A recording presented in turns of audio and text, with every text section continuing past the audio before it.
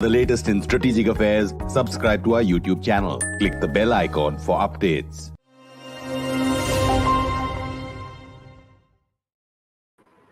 This is StratNews Global. I'm Amitabh Revi, and you're watching Talking Point.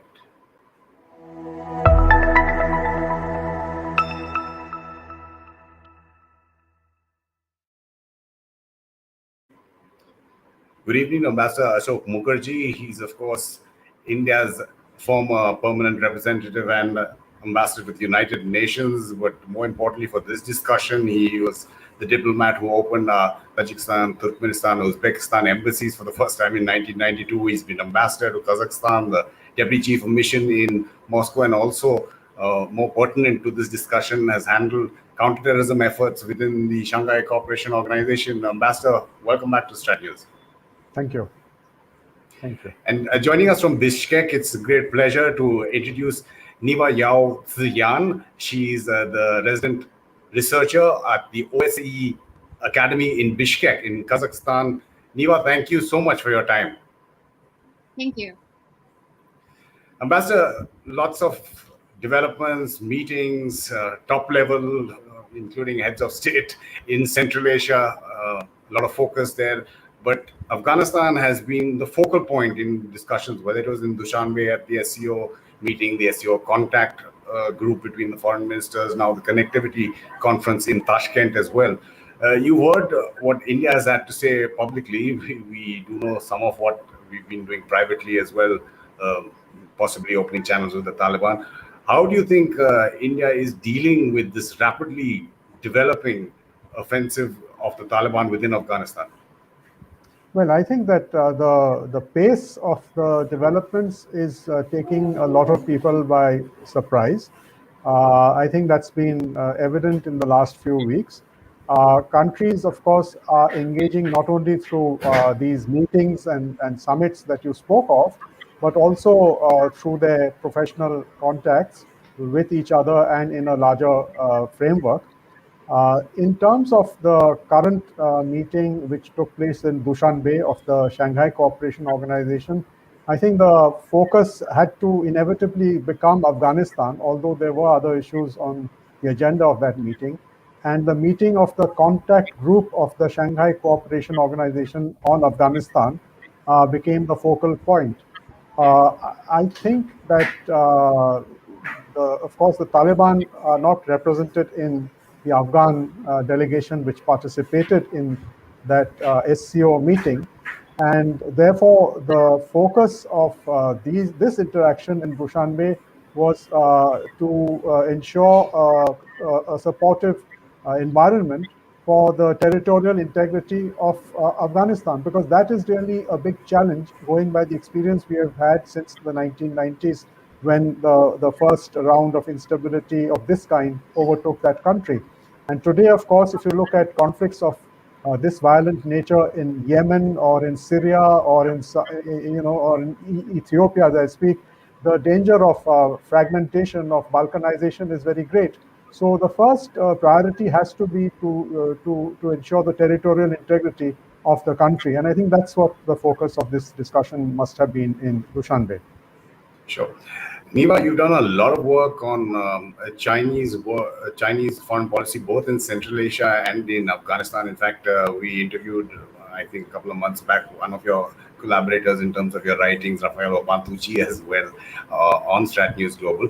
But in terms of the reporting that has come out of late, almost suggesting some kind of a quid pro quo going on, or at least being negotiated between China and the Taliban, which is security for Beijing against terrorist groups, ETI, Xinjiang, Uyghur, in return for maybe economic support and the extension of the BRI and the CPEC. This year, China has been a lot more vocal and a lot more clear about what it is looking for in a post-US Afghanistan situation. Particularly this week, there's some very strong words coming from China, saying that the instability in Afghanistan directly affects the security and development of, as Wang Yi says, our region. You know, he didn't say Central Asia, he didn't say Eurasia, he says our region. And that means, Chinese interest in securing Xinjiang And part of that is urging very explicitly for the Taliban to stop working with other international terrorist groups. And of course, that would include the East Turkestan movement. But it is also, while saying that it does not want to intervene in the domestic politics of Afghanistan, China is also urging Taliban, and this time very explicitly, to recognize the merits of the Afghan government in the past years and should be responsible towards these groups. It is also urging SCO countries to support Afghanistan dialogue. And China explicitly now say that it wants to see an inclusive regime, including the Afghan government, and also a productive Islamic policy. And this productive word in Chinese is quite difficult to translate. So it can translate into a stable policy, a stable and healthy policy, and also a robust policy. And I think what it means is that China wants Taliban to tell China what kind of Islamic policy it is trying to pursue. Right. Let me also just bring in the US here, because that is the crux of a lot of the developing situation in the region there. This is Ned Price, the US State Department spokesperson, talking about it's not just the SCO members who are there today. For example, in Tashkent, in Uzbekistan, there have been meetings between Ambassador Khalilzad. There's a senior State Department official as well. This is what Ned Price had to say about the American diplomatic engagement in Central Asia at the moment. He didn't say much, but you'll have to read between the lines. Envoy Khalilzad is our senior department official responsible for certainly diplomacy towards what we seek in Afghanistan. So he will be there with, as the NSC announced, Liz Sherwood-Randall. Together, they will represent the United States in a conference hosted by the government of Uzbekistan. It will discuss a number of issues, but that includes regional cooperation and regional connectivity. As you know, the Secretary has had an occasion now to meet both in person with some of our Central Asian partners and virtually with the C5. These are countries, again, with whom we share any number of interests. We have sought to engage them to deepen that cooperation, and importantly, to deepen that regional connectivity that is so important to many of our shared mutual interests. Ambassador, the Americans have been talking about how they may have exited 95% a couple of days back. Their troops are out, but they're talking about over the horizon support, whether it's from the aircraft carrier or other bases, talk about looking for bases maybe in Central Asia, because the Pakistanis are saying that there's no way that will happen. So Central Asia, a big focus for all countries and groups. Well, yes, but I think those of us who have worked in the United States and followed them closely also know that this is the fault line within their state structures. This is where Central Command and the Indo-Pacific Command really interface. So how does the United States now deal with the land border, which is under Central Command, and which the current Defense Secretary actually headed, General Austin, not so long ago? And how does it deal with China in that region when it addresses China through the Indo-Pacific Command? I think this is a very important interface which needs to be followed very closely. But I'd like to take up the point that the spokesperson of the State Department made about connectivity. Well, I think that this is of critical importance for a country like India. We have been trying to get connectivity off the ground, and at least in the initiative that we've taken on Chabahar, that has happened.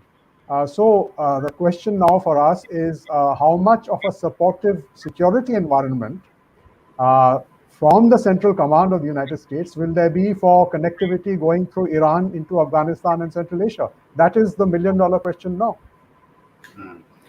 There's so many corridors in international north-south transport corridor, east-west. Niva, when you were talking earlier about how the Chinese are looking for an inclusive government in Afghanistan, but how do you see over the years their foreign policy developing to Central Asia and through Central Asia. Of course, currently now Afghanistan is the focus, but the BRA, extending further into Europe if that works. For the past 30 years, China has done an incredible amount of work in Central Asia in shifting Central Asian states' focus from Russia to China. So we are talking about from military, from trade, and from social relations. People are more connected now to China than Russia. So in trade, for example, we have the China-Kazakhstan oil pipeline, and then we have the Turkmenistan, Uzbekistan, Kazakhstan, China natural gas pipeline. And all these have shifted the economies of Central Asian states towards China. China has been the sole buyer of energy in this region for the past 10 years, especially in Turkmenistan. And all of these oil and gas money is fueling other industries that are developing under Chinese companies. In Kazakhstan, we see, latest news, uranium, a Chinese company is buying 60% of one of the biggest uranium mining company in Kazakhstan, in oil refinery, in plastics production, in copper mining. In Uzbekistan, this is the same case, and in Turkmenistan, this is the same case. And this is what Chinese investments in this region has become. It's so deeply integrated within the economies of Central Asia. But now, with the arrival of Afghanistan potentially opening up another pathway to South Asia, connecting Central Asia and South Asia. This is, of course, in China's BRI interest. And for many times, China has already expressed of welcoming Afghanistan into its Belt and Road Initiative. The only problem is that the only way of doing that would be through Tajikistan, Afghanistan, into Pakistan, which is already a very difficult terrain, not just within Afghanistan and Pakistan, but within Tajikistan. There isn't a viable path apart from the capital, Dushanbe, up north in the Pamirs connecting to Kyrgyzstan, which currently there are so many border conflicts. So even if Afghanistan opening up, there are also still problems within Central Asia that China has failed to deal with. Ambassador, China has failed to deal with, you were talking about Chabahar and the INSTC, India and Central Asia. How do you see that developing, Ambassador? Well, India and Central Asia has, I think, as I see it, three areas of activity.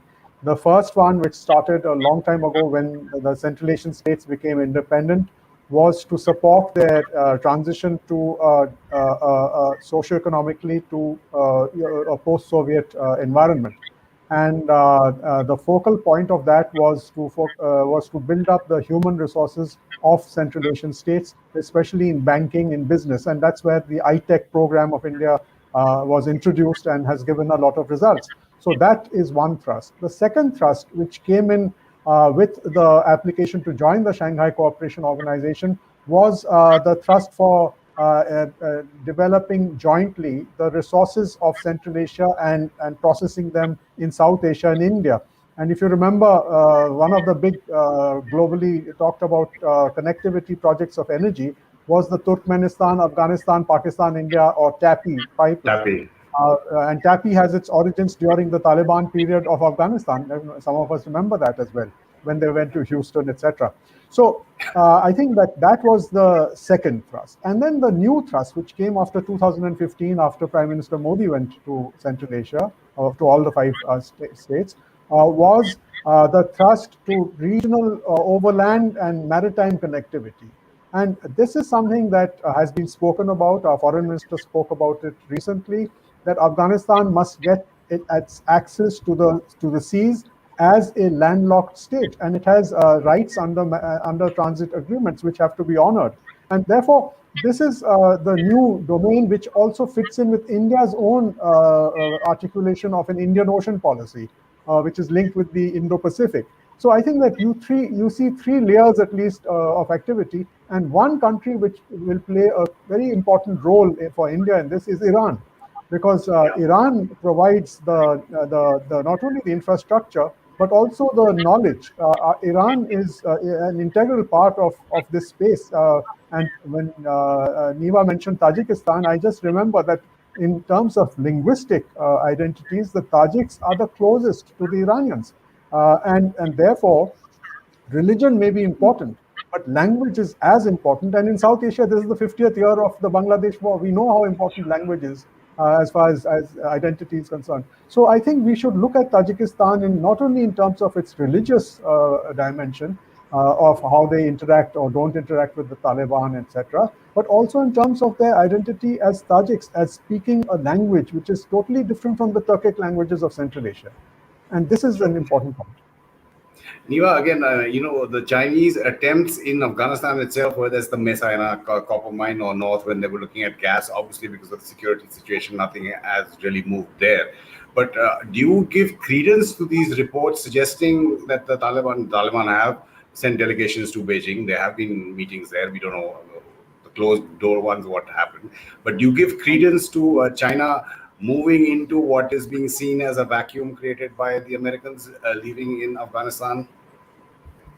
It's actually very difficult for China to work with Taliban because for many years, as much as the political party is a very strict controller of media and information, the people, the Chinese people do have in several different cases, and I think the last time, maybe it was a little bit old, is 2008, when the Chinese people were actually had strong enough voices to have pushed for China to address the genocide in Sudan at the time. They called it the Genocide Olympics. So, that case really showed that the Chinese people in China do have some sort of power to push the government. And why I bring this up is because if China wants to work with Taliban, it is going to have to use a lot of propaganda to rebuild this image of Taliban, because the average Chinese have this image of Taliban being,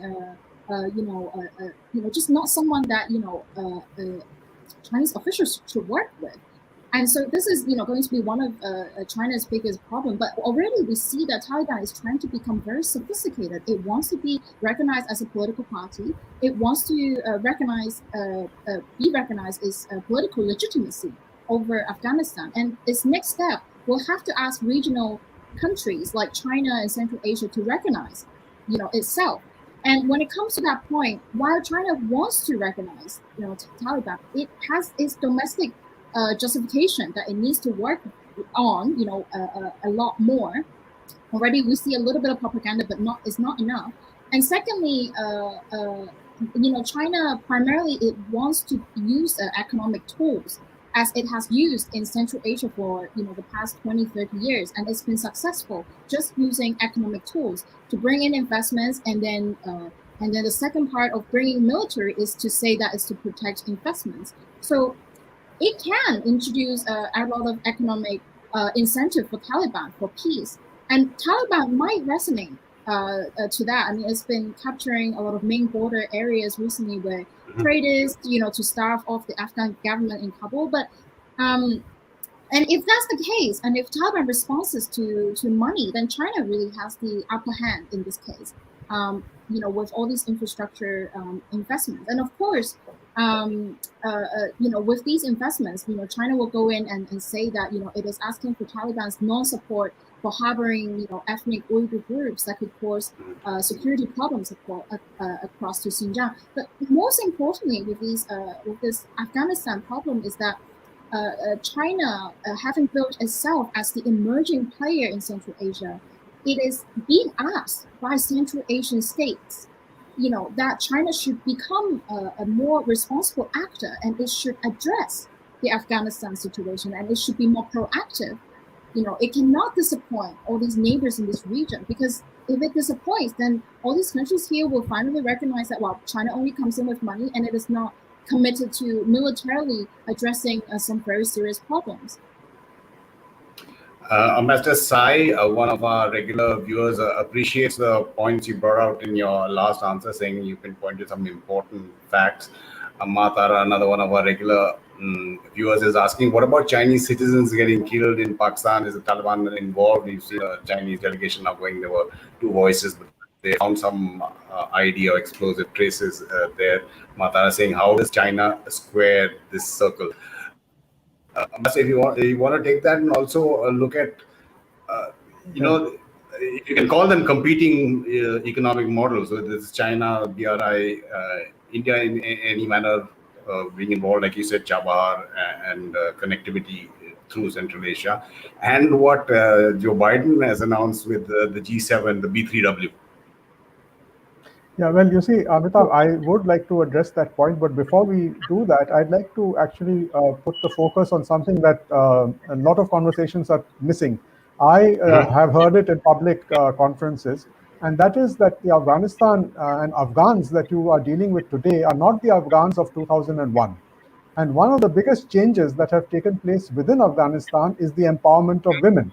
So therefore, I mean, if we are looking at a replay of whatever happened in the 1990s, I think we are going to find a different situation on the ground where the same script will not work. And I think this is something that China probably recognizes, because in the international community, China has projected itself as a champion of women's issues. It has a platform called the Beijing platform, on which the United Nations bases a lot of its priorities for gender parity and empowerment. So I think this is an issue which will come up, and India has played a role on the ground in empowering women through the non-governmental sector. I mean, the biggest success story of India's activity has been self-employment for Afghan women through an NGO called Seva and Ela Bhatt. So I think, these are issues which cannot be swept under the carpet of the throwing money and creating infrastructure discussion, because eventually people have to use this money and have to use this infrastructure. So I think that in order for that investment to give you dividends, to repay the investments that are made. And if we are looking at Afghanistan, in which the current trend seems to be to put the women back into the homes, as we saw some of the news reports in the last week, then you are effectively taking out half the population of Afghanistan from any discussion. And I don't think that that is going to be something that the international community is going to agree with, even among the major powers. I mean, this is something that the world in 2021 is very different. And I think that this is something that India will have to keep focusing on, because we have also taken the lead. I mean, today in one of the major Indian newspapers, there's a whole article on how people from Punjab in India were behind the creation of UN Women. And that's written by one of my former colleagues. But, if we have taken credit for Hansa Mehta bringing gender parity into the into Universal Declaration of Human Rights, into UN Women, China has created the Beijing platform. So where do all these go when the focus comes on what the Taliban are going to do to society in Afghanistan? And that is the main question, which unfortunately was not answered. And the answer that was given, that we went to Afghanistan not for nation building, is, I think, one of the most sad answers that I've heard in my life. I mean, why did so many countries come together to help Afghanistan? It was not because they were all in a security relationship. A lot of countries went to help Afghanistan to get and stand up on its own feet again, and many of them have succeeded in doing that. So I think that these are the things that are at issue today. Sure. Niva, if we can get you into connectivity now, our External Affairs Minister, India's External Affairs Minister, in the Tashkent Connectivity Conference, made a speech when, India's position against CPEC, BRI. He called out both Pakistan and China.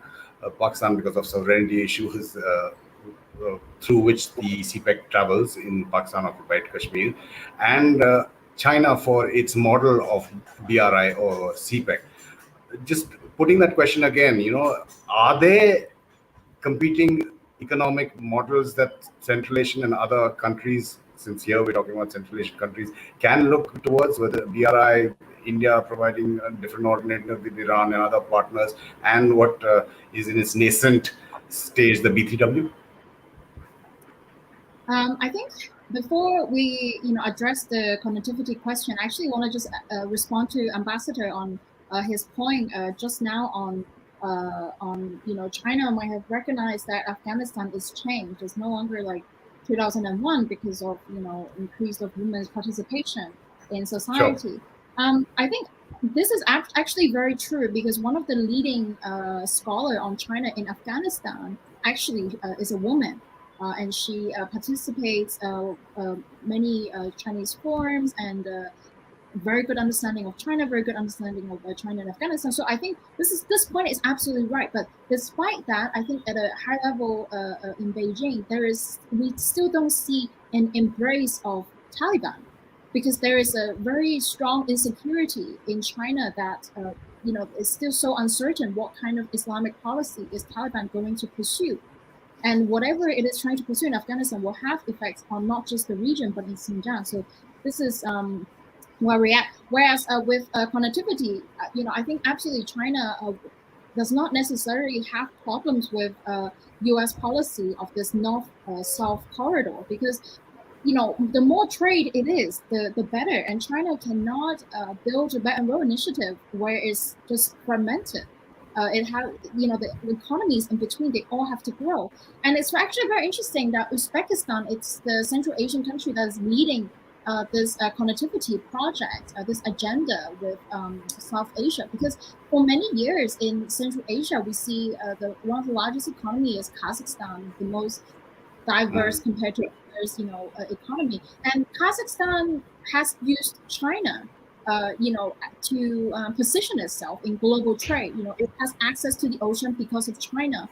There's a train that goes from Kazakhstan to the east coast of China, and it helps Kazakh product goes everywhere. But of course, this also created a strong Kazakh dependence on China to a point where Kazakh government cannot address the problems of mistreatment of ethnic Kazakhs in Xinjiang, as we know. But Uzbekistan is different. It is in a new era of foreign policy. It tries and is trying to be a more important country in this region, and it's choosing a different path. And it is choosing to work with South Asia and not necessarily looking at China. And this is actually it's been developing very rapidly. Just a couple of months ago, we have the first cargo trucks corridor going from Kyrgyzstan, Uzbekistan, Afghanistan, and Pakistan. And this was only in May 2021. And then in late 2020, we also see Uzbekistan and Iran and India talking about using the Iranian port instead of the Pakistani port, which is controlled by China, as we know. So China is not necessarily opposed to that because it has a very strong relation with Uzbekistan as well. The Uzbek leadership also is embracing Chinese investments and embracing Chinese policy and ideologies, most particularly in incorporating China's experience of eradicating poverty into its own domestic policy. But Uzbekistan is choosing to work with South Asia more because it cannot stick with the model that Kazakhstan has used in the past 10, 20 years. Ambassador Matara, thanks you for your last answer. There's another one. This is directed specifically at you, Ambassador. Do you think the JCPO could actually help break the jinx that the US and NATO needs, that is transit through Iran? Shall we pin any hopes on JCPO for that fact? That's Jitmik asking that. If you want to take that and your final thoughts, Ambassador. Well, I think, I'm really happy to hear Niva speak because she has really put the focus very well on Uzbekistan and the new thrust of Uzbekistan for leading regional connectivity through Afghanistan. They always invite Afghanistan for their regional meetings and so on, and they also invited India.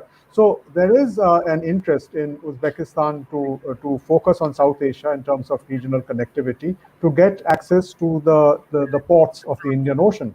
And I think that in this scenario, the attitude of both government in Afghanistan after the Americans have completely withdrawn, as well as the government in Pakistan, will play a very big role, because so far attempts at regional connectivity using South Asia have been blocked so far by Pakistan. But if now you have a new dispensation in Kabul, which is also closer in security alignments with Pakistan, then you may have a bigger block towards India.